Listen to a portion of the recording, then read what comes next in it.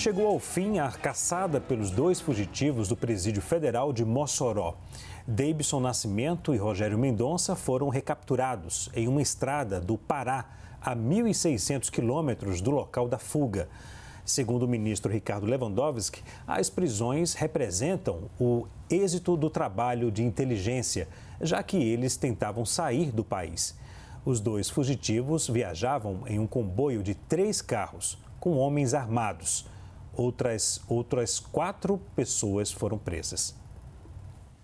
Vamos ao debate. Caio, a recaptura dos fugitivos é uma vitória do governo ou a demora para a solução do problema expôs uma fragilidade da gestão?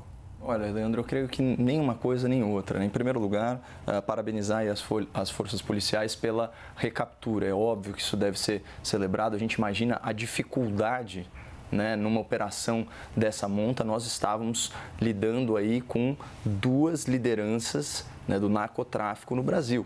Portanto, subsidiadas aí financeiramente, operacionalmente, por esquemas poderosos, né, ligados a facções criminosas. Então, obviamente, não era um trabalho simples. Agora, falar já numa vitória do governo é obviamente um excesso, porque, na verdade, o problema ele se dá por uma falha que é absurda, que é a fuga, né, de 2 presos num presídio supostamente de segurança máxima, né, que de certa forma corrobora para essa sensação de insegurança da população, né, e também para a crise de segurança pública que literalmente caiu no colo do senhor ex-ministro do STF, Ricardo Lewandowski. Portanto, acho que tem que haver assim, uma análise ponderada, isenta e imparcial do problema, né? Obviamente, a gente viu que o Ministério da Justiça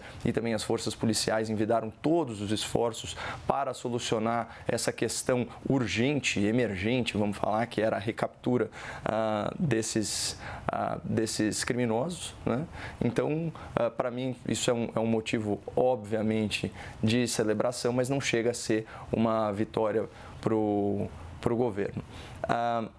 Uma coisa que eu acho importante de deixar aqui registrado é que hoje no Brasil, né, isso aí conforme dados aí do próprio Conselho Nacional de Justiça, existe um banco que monitora essa situação, há mais de 330 mil mandados de prisão com cumprimento pendente, ou seja, a gente está falando aí de 6, 7 estádios do Maracanã lotados só com foragidos, né, e procurados. Então, os holofotes estão, obviamente, né, pelos motivos que a gente já comentou aqui, nesses dois delinquentes, mas a gente tem aí centenas de milhares de pessoas que estão se evadindo das suas responsabilidades judiciais e que deveriam estar encarceradas. Então, assim, isso daí é só a ponta do iceberg de um problema muito maior, né, que passa aí por todos os entes da federação, especialmente estados e também o governo federal, e que é um grande desafio do país. Zé, foi uma vitória do governo ou a demora para a solução do problema expôs uma fragilidade do sistema? Vamos separar as coisas. Em primeiro lugar, eu acho que nós temos que nos congratular com a Polícia Federal, com a Polícia Rodoviária Federal, pelo trabalho que fizeram.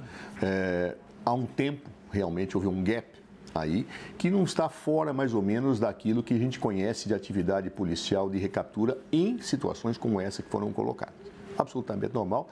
Meus cumprimentos à Polícia Federal e à Rodoviária Federal. Houve vitória do governo? Há uma vitória que tem que ser celebrada assim do governo.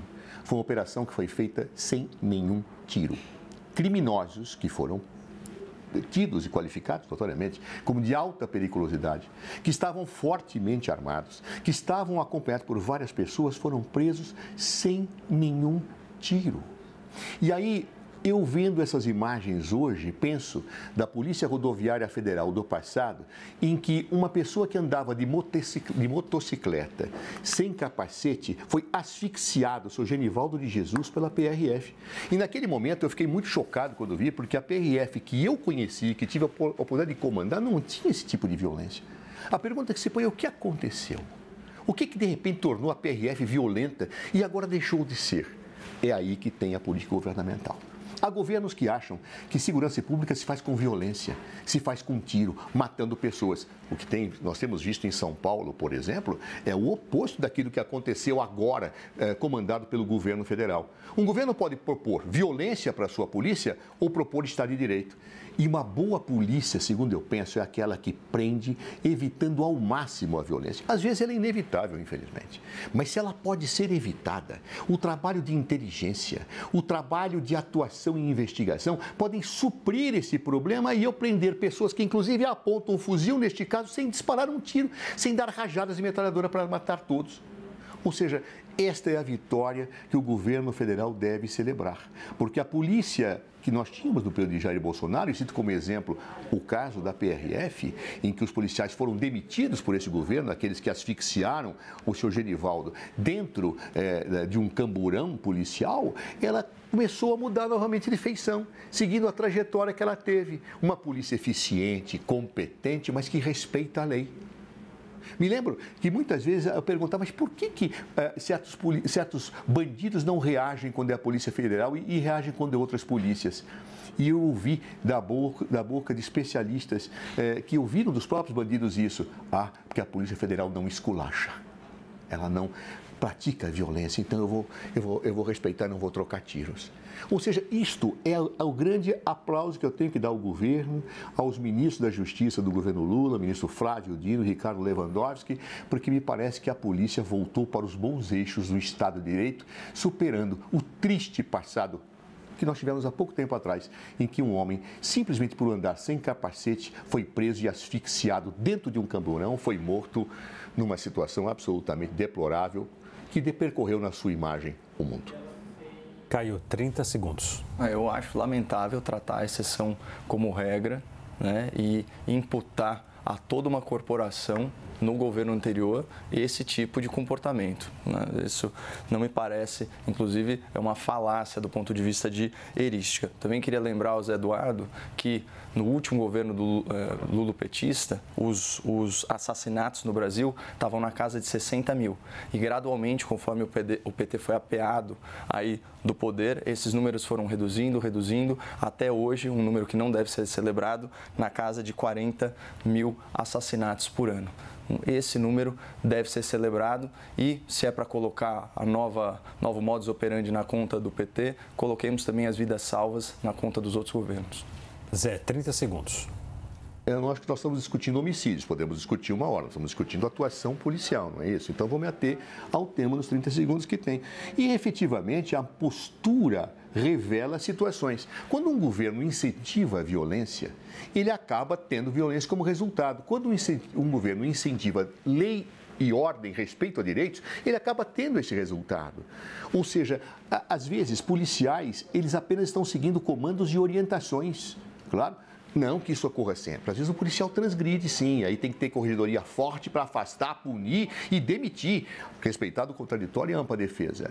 Note-se, esses policiais que fizeram aquilo foram demitidos no atual governo, não é? Ou seja, o atual governo está de parabéns. A sua polícia não recebeu ordens para disparar e metralhar as pessoas. A lei foi cumprida, bandidos perigosos e fortemente armados foram presos e a lei foi cumprida. Isso merece o nosso aplauso. Senhores, obrigado pelo debate de hoje. O grande debate termina aqui. Lembramos que as opiniões que foram emitidas pelos comentaristas não refletem necessariamente a posição da CNN.